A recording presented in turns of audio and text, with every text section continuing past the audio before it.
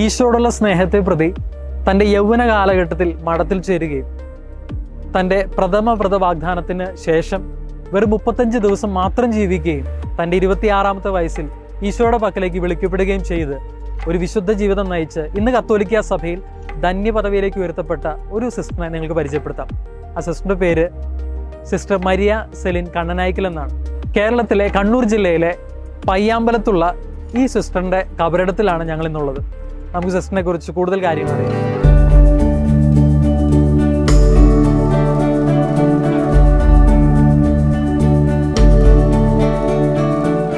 Sister Maria Celine 1931 ഫെബ്രുവരി 13 തൃശൂർ അതിരൂപതയിലെ കുണ്ടന്നൂർ ഇടവകയിൽ കണ്ണനായ്ക്കൽ ഫ്രാൻസിസിൻ്റെയും ഫിലോമിനയുടെയും 2ാമത്തെ മകളായി ജനിച്ചു. വളരെ ലളിതവും ഭക്തിസാന്ദ്രവുമായ ഒരു അന്തരീക്ഷത്തിലായിരുന്നു തൻ്റെ കുട്ടിക്കാലം.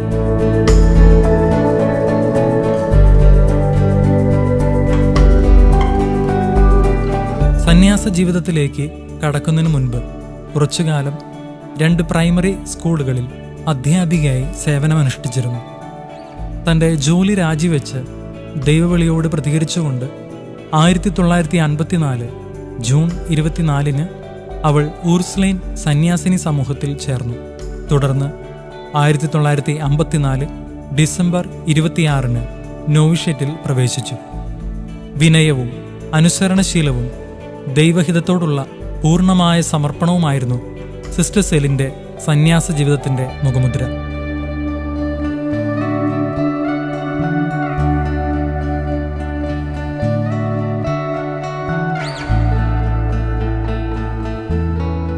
എൻ്റെ പേര് സിസ്റ്റർ കൃപ ജോസ്. അമലോത്ഭവ മാതാവിൻ്റെ ഉർസ്ലൈൻ സഭയിലെ അംഗമാണ്. കണ്ണൂർ ഉർസ്ലൈൻ കോൺവെൻറ്റിലെ സുപ്പീരിയറാണ് ഞാൻ. ഞങ്ങളുടെ സഭയിലെ ഒരു അംഗമാണ് വിശുദ്ധ പദവിയിലേക്ക് ഉയർത്തപ്പെടാനായി ഇരിക്കുന്ന ധന്യയായ sister Maria Celine. Sister Maria സെലിനെ കുറിച്ച് കേട്ടപ്പോൾ തന്നെ ഒത്തിരിയധികം സന്തോഷവും ഉള്ളിലൊരു പ്രചോദനവും തോന്നാറുണ്ട്. കാരണം ഒരു ജ്യേഷ്ഠ സഹോദരി വിശുദ്ധ പദവിയിലേക്ക് ഉയരുന്നു എന്ന് കേൾക്കുമ്പോൾ ആർക്കാണെങ്കിലും സന്തോഷം അനുഭവപ്പെടാറുണ്ട്. സിസ്റ്ററിനെ കുറിച്ച് അറിയുവാനും സിസ്റ്ററിൻ്റെ കബറിടം സന്ദർശിക്കുവാനും പ്രാർത്ഥിക്കുവാനുമായിട്ട് ധാരാളം പേർ പ്രത്യേകിച്ച് ഈ വെക്കേഷൻ സമയത്ത് ഇവിടെ എത്താറുണ്ട്. അല്ലാത്തപ്പോഴും ധാരാളം പേരും വരികയും സിസ്റ്ററിനെ കുറിച്ച് അന്വേഷിക്കുകയും സിസ്റ്ററിൻ്റെ ജീവചരിത്രം അറിയാനായിട്ട് താല്പര്യപ്പെട്ടുകൊണ്ട് അതിനെക്കുറിച്ച് ചോദിച്ചറിയുകയും ചെയ്യാറുണ്ട്. അറിയുന്ന ഓരോ വ്യക്തികൾക്കും ഇത്ര ചെറുപ്പത്തിൽ വിശുദ്ധമായിട്ട് ജീവിക്കുവാൻ വേണ്ടിയിട്ടുള്ള വളരെയധികം ഇൻസ്പയറിംഗ് ആയിരുന്നു. പലരും അത് സാക്ഷ്യപ്പെടുത്തിയിട്ടുണ്ട്. സിസ്റ്ററിനോട് പ്രാർത്ഥിച്ചവർക്ക് വളരെ കാര്യങ്ങൾ സാധിച്ചു കിട്ടിയതായിട്ട് അവർ സാക്ഷ്യപ്പെടുത്തിയിട്ടുണ്ട്. ക്യാൻസർ പോലുള്ള രോഗങ്ങൾ സുഖപ്പെട്ട് ധാരാളം സാക്ഷ്യങ്ങൾ നമുക്ക് ലഭിക്കാറുണ്ട് ഓരോ ദിവസവും. അതുപോലെ തന്നെ ഈ സിസ്റ്റർ സെലിനെ കുറിച്ച് ഇവിടെ വരുന്നവരെല്ലാം സാക്ഷ്യപ്പെടുത്തുകയും അത് യൂട്യൂബിലൂടെ മറ്റുള്ളവരിലേക്ക് എത്തിക്കാനായിട്ട് പരിശ്രമിക്കുകയും ചെയ്യുന്നതിൻ്റെ ഫലമായിട്ടായിരിക്കാം പല സ്ഥലങ്ങളിൽ നിന്ന്, തൃശ്ശൂരിൽ നിന്നാണ് ഏറ്റവും കൂടുതൽ ഇവിടെ ആൾക്കാർ എത്താറുള്ളത്. പല സ്ഥലങ്ങളിൽ നിന്നും അവർ ഈ സിസ്റ്ററിനെക്കുറിച്ച് പല സ്ഥലങ്ങളിലും സിസ്റ്ററിനെക്കുറിച്ച് പറഞ്ഞ് കാര്യങ്ങൾ സിസ്റ്ററിൻ്റെ ജീവചരിത്രം എത്തിച്ചതിൻ്റെ ഫലമായിട്ട് ഇവിടെ ഈ കേരളത്തിൻ്റെ എല്ലാ ഭാഗങ്ങളിൽ നിന്നും ധാരാളം പേര് ബസ് പിടിച്ച് ഇവിടെ വരികയും ഇവിടെ ഇരുന്ന് പ്രാർത്ഥിക്കുകയും ചെയ്യാറുണ്ട്. അപ്പോൾ അവർ പറയാറുണ്ട് ഇവിടെ വന്നു കഴിഞ്ഞൊരു നല്ലൊരു പ്രാർത്ഥന അനുഭവം അവർക്ക് ഉണ്ടായിട്ടുണ്ട് എന്ന്. അതുപോലെ തന്നെ മനസ്സ് നിറഞ്ഞ് സംതൃപ്തിയോടുകൂടെ അവർ തിരിച്ചു പോകുന്ന ഒരു അനുഭവം ഞങ്ങൾക്ക് കാണാൻ സാധിച്ചിട്ടുണ്ട്. അത് കാണുമ്പോൾ വളരെയധികം ചാരിതാർത്ഥ്യം തോന്നാറുണ്ട്, സന്തോഷമുണ്ട്. അതുപോലെ തന്നെ സിസ്റ്റർ സെലീനെ പോലെ വിശുദ്ധിയിലൂടെ ചരിക്കാനായിട്ട് സിസ്റ്റർ നടന്നു നീങ്ങിയ മണ്ണാണ് ഇപ്പോൾ ഞാനിവിടെ ഇരിക്കുന്ന ഈ സ്ഥലവും ഈ പ്രദേശവും. അപ്പോൾ തന്നെ നമ്മുടെ ഉള്ളിൽ ഒരു കുളിര് കോരുന്ന ഒരു അനുഭവം ഉണ്ടാകാറുണ്ട്. സിസ്റ്ററിനെ പോലെ വിശുദ്ധിയായിട്ട് ജീവിക്കുവാനും വിശുദ്ധിയിലൂടെ ചരിക്കുവാനുള്ള പ്രചോദനം എപ്പോഴും നമുക്ക് നൽകാറുണ്ട്. നമ്മുടെ സ്വന്തം ചേച്ചി നമ്മോട് കൂടെ ഉണ്ട് എന്ന ഒരു ബോധ്യം പലപ്പോഴും അനുഭവപ്പെടാറുണ്ട്. അത് ഞങ്ങൾക്ക് കൂടുതൽ ശക്തിയാണ്. എല്ലാ കാര്യങ്ങളും കൂടുതൽ ഊർജ്ജസ്വലതയോടെ ചെയ്യാനുള്ള ഒരു ശക്തിയും പ്രചോദനവും ആത്മവീര്യവും ഞങ്ങൾക്ക് ലഭിക്കാറുമുണ്ട്. നോവിസായിരുന്ന കാലഘട്ടം മുതൽ തന്നെ കഠിനമായ ശാരീരിക വേദനകളും സിസ്റ്റർക്ക് നേരിടേണ്ടി വന്നിരുന്നു. പ്രാർത്ഥനാനിരതമായ ജീവിതത്തിനിടയിൽ യേശുക്രിസ്തുവിൻ്റെയും വിശുദ്ധ കൊച്ചു ത്രേസ്യയുടെയും നിരവധി ദർശനങ്ങൾ സിസ്റ്റർക്ക് ലഭിച്ചിരുന്നതായി രേഖപ്പെടുത്തിയിട്ടുണ്ട്. പാപികൾക്കു വേണ്ടിയും പ്രത്യേകിച്ച് സമർപ്പിത ജീവിതം നയിക്കുന്നവരുടെയും പാപപരിഹാരത്തിനായും കഠിന സഹനങ്ങൾ ഏറ്റെടുക്കുവാൻ ഈ ദർശനങ്ങളിൽ യേശു സിസ്റ്ററോട് ആവശ്യപ്പെട്ടു. എതിർപ്പുകൾ കാരണം നോവിഷേറ്റ് കാലാവധി 6 മാസം നീട്ടി നൽകിയ ശേഷമാണ് സിസ്റ്റർക്ക് വ്രതവാഗ്ദാനത്തിന് അനുമതി ലഭിച്ചത്. 1957 ജൂൺ 20 സിസ്റ്റർ മരിയ സെലിൻ തൻ്റെ ആദ്യ വ്രതവാഗ്ദാനം നടത്തി. തൻ്റെ വ്രതവാഗ്ദാന ദിവസം യേശു തനിക്ക് പ്രത്യക്ഷപ്പെട്ട് നിന്നെ സ്വർഗത്തിലേക്ക് കൂട്ടിക്കൊണ്ടുപോകുവാൻ ഞാൻ ഉടൻ വരും എന്ന് അരുളി ചെയ്തതായി സിസ്റ്റർ വ്യക്തമാക്കിയിരുന്നു. വ്രതവാഗ്ദാനത്തിന് തൊട്ടു പിന്നാലെ സിസ്റ്റർ ഗുരുതരമായ രോഗബാധിതയായി. ഡോക്ടർമാർക്ക് പോലും കൃത്യമായി രോഗനിർണയം നടത്തുവാൻ സാധിക്കാത്ത വിധം ആ ശാരീരിക അവസ്ഥ വഷളാവുകയും വ്രതവാഗ്ദാനം കഴിഞ്ഞ് കേവലം 35 ദിവസങ്ങൾക്ക് ശേഷം 1957 ജൂലൈ 25 തൻ്റെ 26-ാമത്തെ വയസ്സിൽ സിസ്റ്റർ മരിയ സെലിൻ നിത്യസമ്മാനത്തിനായി വിളിക്കപ്പെടുകയും ചെയ്തു. സിസ്റ്ററിന്റെ ജീവചരിത്രത്തിലൂടെ കടന്നു പോകുമ്പോൾ സിസ്റ്ററിനെ പറയുന്നുണ്ട്, ഒരാത്മാവ് പോലും നഷ്ടപ്പെടാതിരിക്കാൻ വേണ്ടിയിട്ട് നരക കവാടത്തിന്റെ വാതിൽക്കൽ കൈ വിരിച്ചു പിടിച്ചുകൊണ്ട് ഞാൻ എത്ര നേരം വേണമെങ്കിലും പ്രാർത്ഥിക്കും. അങ്ങനെ ഒരാത്മാവ് പോലും നരകത്തിൽ പോകാൻ ഞാൻ അനുവദിക്കുകയില്ല എന്ന് സിസ്റ്റർ പറഞ്ഞിട്ടുണ്ട്. അത് തീർച്ചയാണ്. സിസ്റ്റർ പ്രാർത്ഥിക്കാറുണ്ട്. സിസ്റ്ററിനോട് പ്രാർത്ഥിക്കുമ്പോൾ ധാരാളം അനുഭവങ്ങൾ, ദൈവാനുഗ്രഹങ്ങൾ ലഭിക്കുന്നതായിട്ട് സാക്ഷ്യപ്പെടുത്തിയിട്ടുമുണ്ട്. സിസ്റ്റർ മരിയ സെലിൻ ഒരു അധ്യാപികയായിരുന്നു. അപ്പോൾ സിസ്റ്റർ മരിച്ചു കഴിഞ്ഞപ്പോൾ ഞങ്ങൾക്ക് പകരം ഒരു അധ്യാപികയില്ല. അപ്പം മദർ ഇങ്ങനെ പറയുമായിരുന്നു, സിസ്റ്റർ സെലിൻ വിശുദ്ധിയാണെങ്കിൽ 7 ദിവസത്തിനുള്ളിൽ എനിക്കൊരു ടീച്ചറെ കൊണ്ടുതരണമെന്ന്. സിസ്റ്റർ മരിച്ച് 7-ാം ദിവസം ഇവിടെ ഒരു ടീച്ചർ വരികയും ആ ടീച്ചർ പിന്നീട് ഇവിടെ ചേർന്നുകൊണ്ട് ഈ സഭയിലെ ഒരു അംഗമായി തീരുകയും മേരി ഗെട്രൂഡ് എന്ന പേര് പിന്നീട് സ്വീകരിച്ചുകൊണ്ട് ഈ കമ്മ്യൂണിറ്റിയിൽ തന്നെ ഇപ്പോൾ സിസ്റ്റർ ഉണ്ട്. ഇപ്പോൾ 92 വയസ്സ് കഴിഞ്ഞു. നല്ല ഊർജ്ജസ്വലതയോടുകൂടി സിസ്റ്റർ നടക്കുന്നു, സന്തോഷവതിയായിട്ട്.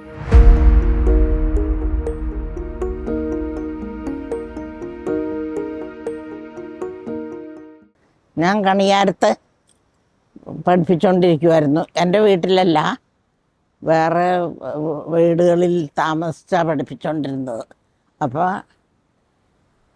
ഇവിടെ ഞാൻ പണ്ടേ സംസാരിക്കുമ്പോൾ പറയുമായിരുന്നു അച്ഛനോട് എനിക്ക് മടത്തിച്ചേരണമെന്ന്. അപ്പോൾ ഈ അച്ഛൻ വന്നു മുറ്റത്ത് നിൽക്കുക. അച്ഛൻ എന്നാ പോലും മുറ്റത്ത് നിൽക്കുന്നത് എന്നോർത്തുകൊണ്ട് ഞാൻ ചോദിച്ചു, ഇങ്ങനെ ഈ മറയൊന്നുമില്ലാത്ത കെട്ടിടം പിന്നെ ചുമ്മാ ഷെഡുകളാണ് ഞങ്ങൾ പഠിപ്പിച്ചുകൊണ്ടിരുന്നത്. അപ്പോൾ അച്ഛൻ പറഞ്ഞു വരാൻ പറഞ്ഞു എന്നോട്. കണ്ണൂർ അന്നക്കുട്ടി എപ്പോഴും മടത്തിപ്പോണം എന്ന് പറയാറില്ലേ, നാം മടത്തി പോകാൻ ഒരു മഠം ഞാൻ പറയാം. പിന്നെ കണ്ണൂർ മഠത്തിൽ ഒരു സിസ്റ്റർ മരിച്ചുപോയി. ആ സിസ്റ്റർ പഠിപ്പിച്ചുകൊണ്ടിരിക്കുമായിരുന്നു. അവിടെ പഠിപ്പിക്കാൻ ആരുമില്ല. പോകണമെന്നുണ്ടെങ്കിൽ ഇന്ന് അന്ന് ഇന്നത്തെ പോലെ സൗകര്യങ്ങളൊന്നുമില്ല. അപ്പോൾ സ്കൂൾ വിട്ട് അന്നക്കുട്ടി പോസ്റ്റ് ഓഫീസിൽ ചെന്ന് എന്നാ ഞാൻ മഠത്തിലേക്ക് വരുവാന്ന് അറിയിക്കണമെന്ന് പറഞ്ഞു. ഞാനങ്ങനെ ചെയ്തു. എന്നിട്ട് താമസിക്കുന്ന വീട്ടിലും പറഞ്ഞു നാളെ രാവിലെ ഞാൻ പോവുക. അത്രയേ ഉള്ളൂ. ഒരുക്കങ്ങൾ വേറെ യാതൊന്നുമില്ല. മാനേജരോടും ചെന്ന് പറഞ്ഞു. മാനേജർ വേഗം ഒപ്പിട്ട് തന്നു. രാവിലെ ഞാനിങ്ങ് പോന്നു.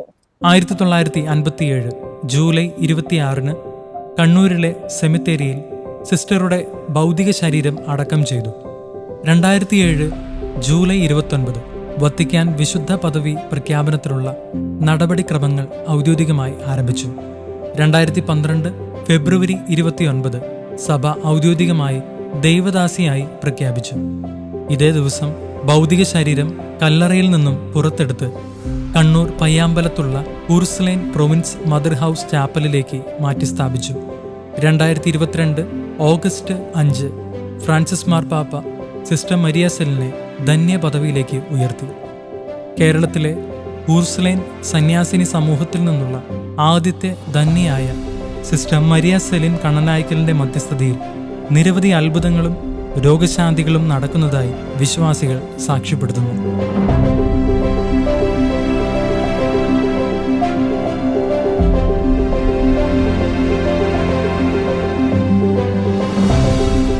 തൻ്റെ പരിശീലന കാലഘട്ടത്തിൽ സിസ്റ്റർ ആകുന്നതിന് മുൻപ് മരിയ സെലിൻ സിസ്റ്റർ ഒരുപാട് തവണകളിൽ ഈശോയുടെ പ്രത്യക്ഷീകരണം ഉണ്ടായിട്ടുണ്ട്.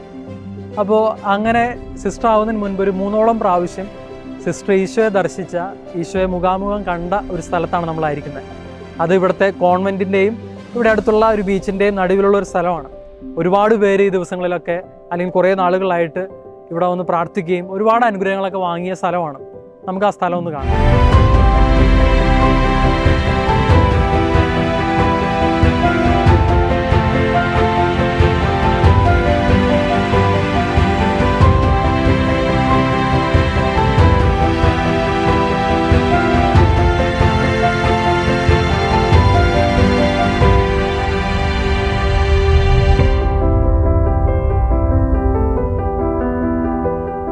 ഞങ്ങൾ ഈ മൈതാനത്തോടി ഓടി കളിക്കുമായിരുന്നു, ഈ കടലിൽ ഇറങ്ങി കുളിക്കുമായിരുന്നു. പിന്നെ എന്താ, ചെറിയ ഡ്യൂട്ടികളൊക്കെ ചെയ്യും, പൂന്തോട്ടമൊക്കെ നനയ്ക്കും. പിന്നെ ഞങ്ങളുടെ പഠനം ഒക്കെ ആയിട്ട് ഇങ്ങനെ കഴിഞ്ഞു. സിസ്റ്റർ എപ്പോഴും സമയം കിട്ടുമ്പോൾ എല്ലാം പള്ളിയിലേക്ക് പോയി പ്രാർത്ഥിക്കുമായിരുന്നു. പിന്നെ സിസ്റ്ററിന് വിഷൻ ഉണ്ടാകുമായിരുന്നു. ഒരിക്കൽ ഇങ്ങനെ ഇതിലിങ്ങനെ നടക്കുന്ന കാണാം. എന്നിട്ട് ഓടി വന്ന് ആ ചവക്ക് മരത്തിൻ്റെ അപ്പുറമല്ലേ അവിടെ വന്ന് മുട്ടുകുത്തി ഇങ്ങനെ നിൽക്കും. ഒന്നും അറിയില്ല, മറ്റുള്ളവർ എന്ത് ചെയ്താലും അറിയില്ല, എക്സ്റ്റസിയിലാവും. അത് കഴിഞ്ഞ് പിന്നെ എഴുന്നേറ്റ് പോവും. ഞങ്ങൾക്കൊന്നും ചോദിക്കാൻ പെർമിഷൻ ഉണ്ടായിരുന്നില്ല. ഞങ്ങൾ നോവിസസ് അല്ലേ, അപ്പം ഞങ്ങളോടൊന്നും പറയാനും പെർമിഷൻ ഉണ്ടായിരുന്നില്ല. ഇങ്ങനെ വിഷൻ ഉണ്ടാകുന്നുണ്ട് എന്നൊക്കെ ഞങ്ങൾക്കറിയായിരുന്നു. പിന്നെ ഈശോ ഒരു കുരിശ് വെച്ച് കൊടുത്തു സെലീന്. അപ്പോൾ ഈ തോളിൽ എപ്പോഴും വേദനയായിരുന്നു. കൈ ഉയർത്തി ഭക്ഷണം കഴിക്കാനൊക്കെ ബുദ്ധിമുട്ടായിരുന്നു. ഇപ്പോൾ റെഫറ്ററിയിൽ കുറേ ചോറെടുത്ത് വയ്ക്കും. അന്ന് ഈ റേഷനരിയൊക്കെയാണ്. ഞങ്ങളൊന്നും റേഷനരികളൊക്കെ കോൺവെൻറ്റ് വന്നിട്ടാണ് കാണുന്നത്. ഇപ്പോൾ ഇത് കഴിക്കാൻ വലിയ ബുദ്ധിമുട്ടായിരിക്കും ഞങ്ങൾക്ക്. അപ്പം മിസ്ട്രസ് പറയും, അധികം കഴിച്ചാൽ അധികം പുണ്യം. അപ്പോൾ സെലീൻ കുന്നുപോലെ ചോറെടുത്ത് വയ്ക്കും. എല്ലാവരും കഴിച്ചു പോയാലും സെലീൻ തീർന്നിട്ടുണ്ടാവില്ല. അപ്പം അത് കഴിഞ്ഞ് ഞങ്ങൾ റെഫറ്ററി ചെയ്യാൻ വരുമ്പോൾ സെലീൻ അവിടെ ഇരിക്കുന്നുണ്ടാവും. ഞാനൊക്കെ ഇങ്ങനെ സ്പൂൺ കോരി വായിൽ വെച്ച് കൊടുത്തിട്ടുണ്ട്. അങ്ങനെയൊക്കെ ഞങ്ങളുടെ കൂട്ടത്തിൽ കളിക്കുകയും കടലിലിറങ്ങി കുളിക്കാനും ഡ്യൂട്ടി ചെയ്യാനും എല്ലാം വരുമായിരുന്നു. ഞങ്ങളുടെ ബാച്ച്മേറ്റ് ഒരു വിശുദ്ധിയാകുക എന്ന് പറയുമ്പോൾ ഞങ്ങൾക്ക് സന്തോഷം ഉണ്ടാവില്ല. ഞങ്ങൾക്ക് സന്തോഷമാണ് ഒരു വിശുദ്ധിയായി തീരുക എന്നുള്ളതിൽ. സെലീന് ഇങ്ങനെ വിഷനൊക്കെ ഉണ്ടാവും. ഈശോ പ്രത്യക്ഷപ്പെടുന്നു എന്ന് പറയും, ചെയ്ത്താൻ പ്രത്യക്ഷപ്പെടുന്നു എന്ന് പറയും. ചെയ്ത്താൻ്റെ ശല്യം ഉണ്ടായിരുന്നു. അത് പലരും പല വിധത്തിൽ പറഞ്ഞിരുന്നു. എന്താ, ഈ കൈ ഒന്ന് ഉയർത്തിയിട്ട് ഭക്ഷണം കഴിക്കാനൊക്കെ ബുദ്ധിമുട്ടായിരുന്നു. കൈ ഉയർത്താൻ പറ്റില്ലായിരുന്നു. തലവേദനയാണ് എപ്പോഴും, മുഖമൊക്കെ ചുമന്ന് വരും, തലവേദന കൊണ്ട്. സ്കൂളിൽ പോയിട്ടൊക്കെ വരുമ്പോൾ ഭയങ്കര തലവേദനയായിരിക്കും. ഒരു ദിവസം പനിയായിട്ട് സ്കൂളിൽ പോകാൻ മദർ പറഞ്ഞ് പോകണ്ടെന്ന്. അപ്പം സെലീൻ പറഞ്ഞു, പാവപ്പെട്ട കുട്ടികളല്ലേ, കുട്ടികൾ പോയി മഴയത്ത് കളിക്കും, അവരുടെ രക്ഷിതാക്കൾക്ക് മരുന്ന് വാങ്ങാൻ പൈസ ഉണ്ടാവില്ല, ഞാൻ പോയിക്കൊള്ളാം എന്നും പറഞ്ഞ് സെലീൻ പോയി. തിരിച്ചു വരുമ്പോഴത്തേക്കും നല്ല ഭയങ്കരമായ തലവേദനയായിരുന്നു. അന്ന് മുകളിലേക്ക് കയറി പോകുന്നത് ഞാൻ കണ്ടുവന്ന്. പിറ്റേ ദിവസം ഒരു ആസ്പത്രിയിലേക്ക് കൊണ്ടുപോകുന്ന കാണുന്നത്. ഞങ്ങൾ നോവിസസ് അല്ലെന്ന്. അന്ന് ആസ്പത്രിയിലേക്ക് കൊണ്ടുപോകുന്നത് കണ്ടു. പിന്നെ കേട്ടു ആസ്പത്രിയിൽ നിന്ന് മരിച്ചെന്നുള്ള വാർത്ത കേട്ടത്.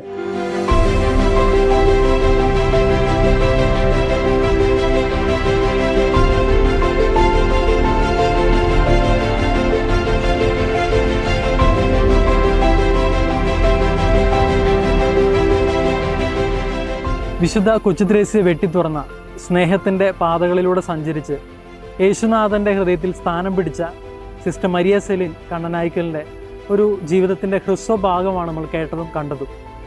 ഒരിക്കലും ഒരു വിശുദ്ധ ഇങ്ങനെ പ്രാർത്ഥിക്കുകയുണ്ടായി, തൻ്റെ ജീവിതത്തിലുടനീളം ഈശോ എനിക്ക് സഹനം തരിക, എന്നാൽ സഹിക്കാനുള്ള വരം കൂടി തരിക. നമ്മുടെ ജീവിതത്തിൽ ഈശോ സഹനങ്ങൾ അനുവദിക്കുന്നുണ്ടെങ്കിൽ അതിൻ്റെ അർത്ഥം അത് അഭിമുഖീകരിക്കാനും മറികടക്കാനുള്ള കൃപയും വരവും കൂടിയും നമുക്ക് തന്നിട്ടാണ് ഈശോ അനുവദിക്കുന്നത്. നമ്മുടെ ജീവിതത്തിൽ സഹനങ്ങളിലൂടെ കടന്നു പോകുമ്പോൾ ഈ സിസ്റ്ററിൻ്റെ ജീവിതം നമുക്ക് കുറേ കൂടിയും മാതൃകയാക്കാനും ജീവിതത്തിൽ സ്വായത്തമാക്കാനും സാധിക്കട്ടെ. നമ്മുടെ ജീവിതത്തിൽ സഹനങ്ങളിലൂടെ കടന്നു പോകുമ്പോൾ അത് നമ്മളെ മാത്രമല്ല വിശുദ്ധീകരിക്കുന്നതെന്നും ആ സഹനങ്ങൾ ലോകത്തിൻ്റെ വിവിധ ഭാഗങ്ങളിലുള്ള മനുഷ്യരുടെ വിശുദ്ധീകരണത്തിനു കൂടെ ഈശോ അനുവദിക്കുന്നതാണെന്ന് മനസ്സിലാക്കാം. അതിനുവേണ്ടുന്ന കൃപ നമുക്ക് എല്ലാവർക്കും തരട്ടെ എന്ന് പ്രാർത്ഥിക്കുന്നു. നമുക്ക് ധന്യയായ വിശുദ്ധ മരിയ സെലിൻ കണ്ണനായ്ക്കൽ സിസ്റ്ററിൻ്റെ മാധ്യസ്ഥം തേടി പ്രാർത്ഥിക്കാം. ഒരുപാട് അനുഗ്രഹങ്ങൾ നമ്മുടെ എല്ലാവരുടെ ജീവിതത്തിൽ ഉണ്ടാകട്ടെ എന്ന് പ്രാർത്ഥിക്കുകയും ചെയ്യുന്നു. ഈശോ മിശിഹായ്ക്ക് സ്തുതിയായിരിക്കട്ടെ.